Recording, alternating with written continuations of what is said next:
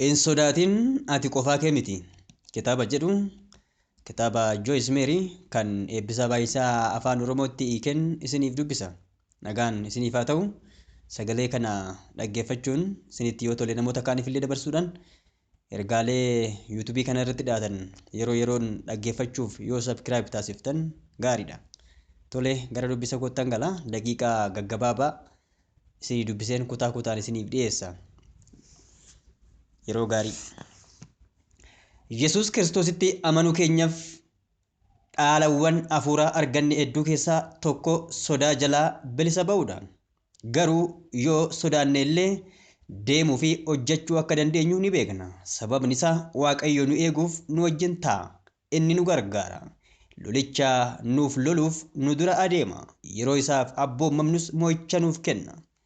Sababa sodaa irraa kan ka'e jireenya kee keessatti waan akka dhabde yoo sitti dhaga'ame akkamitti akka sodaa mo'attuu fi jireenya irraa afaan Waaqayyo siif karoorse akkamitti akka jiraattu barachuu dandeessa. Sodaa dura dhaabbachuu. Waaqayyo gooftaan keessan isinii wajjin ni adeema. Inni gad isin hin dhiisu. Isin hin irraanfatus. Kanaafis cimaa ija jabaadhaa. Isaan hin sodaatinaa. Inna inaas jedhe. Keessa deebii 31:6.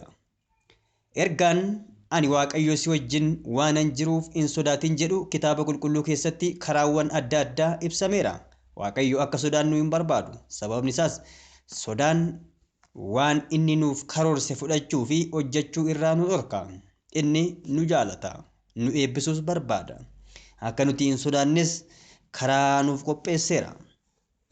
Dubbisa itti aanu kana keessatti arguu akkuma dandeenyu nuti warri Yesuus Kiristoositti amanne wanta warri hin amanne sabni biyya lafaa kanaa sodaatan sodaachuu hin qabnu.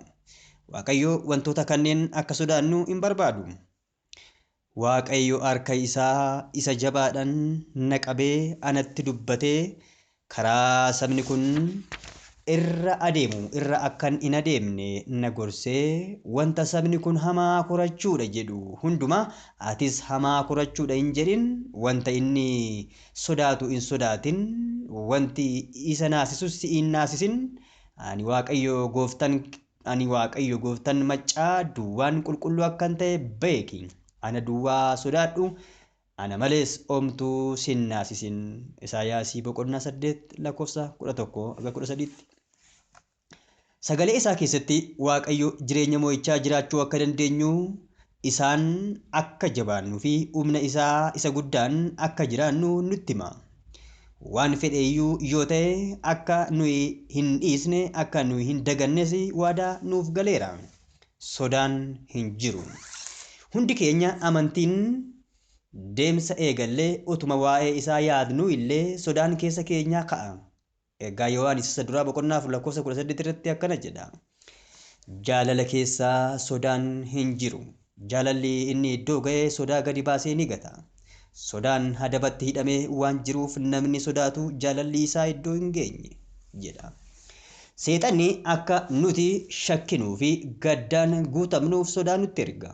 Isa booda wanta Waaqayyo akka nuti hojjennu barbaadu akka hin hojjennee fi wantoota Waaqayyo nuuf qabu akka hin fudhanne nu dhorka. Amantii keenya wanta Waaqayyo sagalee isaa keessatti dubbate irratti ijaarrachuudhaan sodaa malee jiraachuu ni dandeenya. Fakkeenyaaf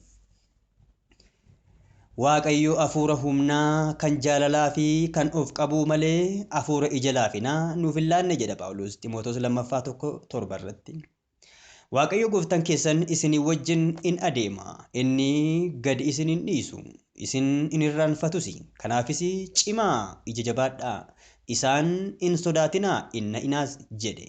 Keessa deebii boqonnaa 31:6. Rooma boqonnaa 10:17 irratti immoo akkas jedha.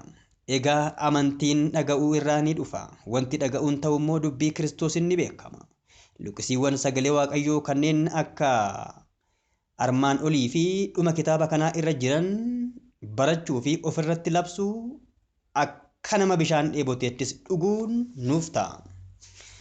Afaan keenya banannee wanta gooftaan nutti dubbatuu fi waa'ee keenya dubbatu yeroo dubbannu sagaleen Waaqayyoo sodaa nu miidhuu fi nu dhorku nu moosisa.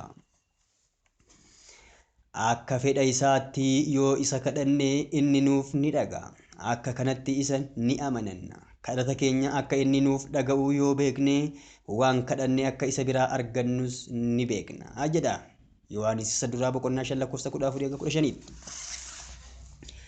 Kadhachuu fi sagalee Waaqayyoo ofirratti dubbachuu keessa humnatu jira. Innis fedha isaa isa mul'atedha. Yeroo kadhannu wantoonni barbaachisoon nuti raawwannu tokko sagalicha ofirratti dubbachuu akka ta'e amaneen jira. Sodaa yookaan dhiphina yookaan naasuu yookaan sababa funaanamuu irraa kan ka'e dhimma jireenya keenyaa keessa jiru tokko wallaansoo qabu yeroo dadhabnu wanti gochuu qabnu kadhannaadhaan wanta sagalee isaa keessatti waadaa nuuf gale akka nuuf raawwatu Waaqayyoon kadhachuudha. Nu dura adeemee karaa akka nuuf saaqu waan hin kadhanneef wantoota akka nuti dhabne Yaaqoob nu barsiisa. Yaaqoob boqonnaa 4:2 irratti. Yesus immoo akka gaafannu akka barbaadnuu fi balbala akka rurrukunnu nutti hima. Hojiif yeroo afgaaffii yookaan interviyuu qabnu fakkeenyaaf fuula namootatti waan gaarii hin taane agarsiisnee hojicha akka dhabnu sodaachuu manna. Gooftaan akka nu wajjin ta'u nu dura bu'ee karaa akka nuuf qopheessu nus waan gaarii ta'e akka hojjennu isa gaafachuu qabna. Isa booda wanti hundumtuu akka fedhaa fi akeeka Waaqayyoo nuuf qabutti gaarummaaf akka nuuf ta'u amanuu dandeenya. Sodaachaa hojjedhu. Sodaachaa hojjedhu. Maal jechuudha? Itti fufnee dubbisna. Waaqayyo gaaf tokko Abrahaamiin biyya kee keessaa lammii kee keessaa maatii abbaa kee keessaas ba'iitii gara biyya ani si agarsiisu dhaqi jedha. Uumama boqonnaa 12:1 irratti. Utuu Waaqayyo mana kee maatii kee fi waanuma kan kee ta'ee fi sitti tolu hundumaa dhiistee bakka hin beekne akka deemtu utuu sitti dubbate maaltu sitti dhaga'ama? Sodaadhaan guutamtaa? Dubbisa kana keessatti wanti Abrahaamiin mudate sana ture. Innis ni sodaate. Waaqayyo irra deddeebi'ee hin sodaatin ittiin jechaa kan ture kanaafi. Iyyaasuun saba Israa'el geggeessee biyya Waaqayyoo akka itti galan waadaa isaaniif seenetti akka galchu yeroo waamames Waaqayyo erguma kana fakkaatu Iyyaasuu boqonnaa 1:6-9tti erguma kana fakkaatu itti dubbate Waaqayyo. Namni Waaqayyoof hojjetu kamuu utuu Gooftaan irra deddeebi'ee hin sodaatin ittiin jedhuun dhaga'a. Yeroo baay'ee amma sodaa dhabnutti wantoota hojjechuu dhiisuu akka qabnu yaadna. Yoo sana goone Waaqayyoof namoota kaaniif akkasumas mataa keenyaaf wanti hojjechuu dandeenyu waan baay'ee xiqqoo qofa ta'a. Abrahaamii fi Iyyaasuun lachuun isaanii iyyuu amantiidhaan ba'anii Waaqayyoof abboomamanii waan inni isaan abboome hojjetan. Gooftaan seenaa isa sodaa kee maaliif hin hojjettu jedhu erga na yaadachisee booda waan sodaa wantootaa tokko tokko natti agarsiisuu eegale jetti barreessituun kun. Hin sodaatin jechuun hin baqatin jechuudha. Museen immoo saba sonaan warra Gibxii warra har'a argitan kana deebitanii akka kanatti lammaffaa waan hin argineef hin sodaatinaa. Jabaadhaa dhaabbadhaatii har'a gocha Waaqayyo isin fayyisuudhaaf raawwatu ilaalaa jedha. Seera Ba'uu 14:13. Waan Waaqayyo natti dubbate irraa kan ani hubadhe gaaleen hin sodaatin jedhu salphaadhumatti hin fiigin jechuu akka ta'edha. Yoos immoo furmaanni sodaa salphaadha. Yeroo sodaan nutti dhufu qooda jilbiifachuu fi jabaannee dura dhaabbannee waan sodaannu sana hojjechuudha. Sun wanta Waaqayyo akka goonuuf sagalee isaa keessatti nutti dubbatedha. Jilbi yoo nu hollate illee afaan yoo nu goge illee waan kufuuf jennu yoo nutti fakkaate illee ittuma fufnee akkana jechuu qabna. gooftaa na jabeessi. Kun waan ati natti dubbattedha. Gargaarsa kee immoo gochuu nan danda'a. Sababni isaa kun fedha kee isa naaf mul'atedha. Jireenyi koo sodaadhaan otoo hin taane sagalee keetiin akka hoogganamu murteesseera jennee dubbachuu dandeenya. Inni kan biraa sagalee Waaqayyoon sodaa kee dura dhaabbadhu. Sodaan hin hawwama. Sodaan hin hawwamu yookaan hin abdatamu. Sagalee Waaqayyoon dura dhaabbatama malee. Yeroowwan itti namoonni haala ajaa'ibsiisan kadhannaadhaan sodaa jalaa oolan ni jiru. Sanaaf shakkiin hin jiru. Sababni isaas Waaqayyo isa waan ajaa'ibsiisaa hojjetuuf hojjenna waan ta'eef. Sodaa keessaa akka ba'an namootaaf kadhadheera jetti barreessituun kun. Isaanis booda gara koo dhufanii akkana naan jedhaniiru. Erga ati naaf kadhattee deebi'ee rakkoon sodaa ana irra hin muudanne, ana irra hin geenye jedhu. Garuu yeroo baay'ee sodaa dura kan dhaabbannuu fi kan mo'annu ofii keenyaa sagalee Waaqayyoo ofirratti dubbannee fi xinxaallee humna hafuuraan sodaa ofirraa dhorkineetuyi. Gama koon miidhama ijoollummaatti na mudate jetti. Miidhama ijoollummaatti na mudate irraa kan ka'e rakkoolee gurguddaan qaban ture jetti barreessituun kun. Jireenya koo keessatti wantoota ani irraa bilisa ba'uu qabu hedduutu turani. Garuu waan xiqqaa tokkoon alatti sagalee isaa hojii irra oolchuu koo irraan kan ka'e sodaawwan kunneen hunda irraa bilisa na baaseera. Waaqayyo yeroo hundumaa wantoota irraa bilisa nu hin baasu, isaan keessa nu adeemsisaa jetti. Ajaa'iba! Inni kan biraan sodaan sobadha. Eeyyee, sodaan sobadha. Isin kan abbaa isa tokkoo kan seexanaati. Kajeellaa hamaa isa kan abbaa keessanis gochuu ni feetu.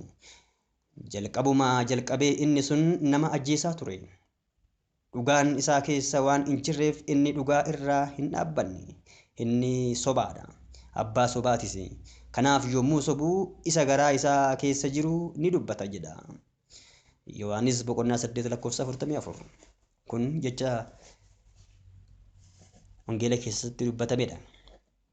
Kitaabni qulqulluun hin hollatin yookaan hin dafqin yookaan hin urgufamin hin jedhu, hin sodaatin nuun jedha malee.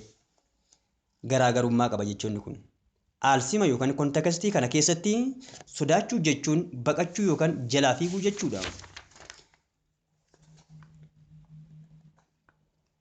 Qubeewwan jecha sodaa yookaan fear jedhu keessatti argaman ragaa sobaa kan dhugaa fakkaatan yookiin false evidence appearing real jedhudha.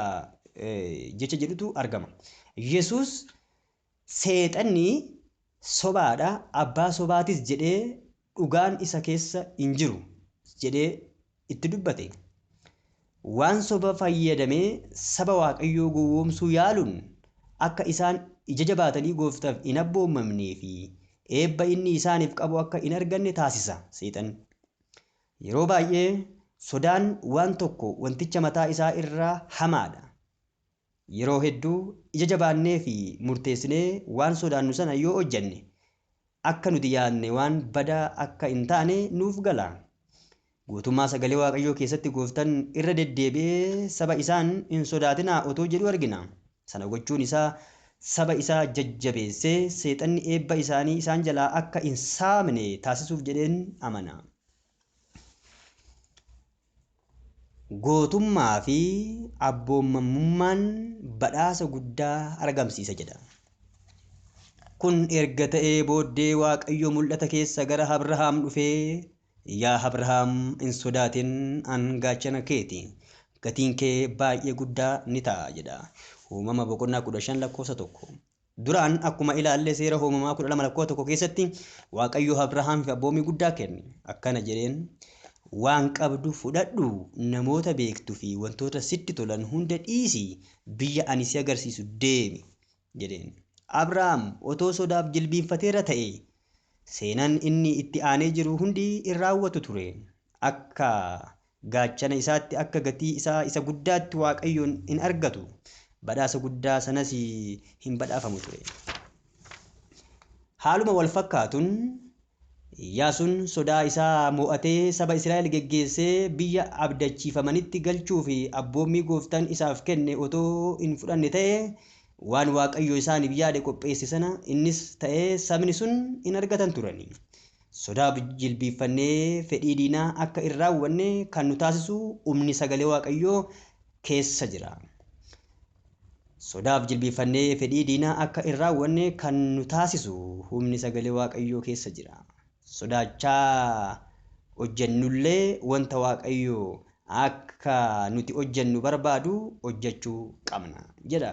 Kun boqonnaa tokkodha.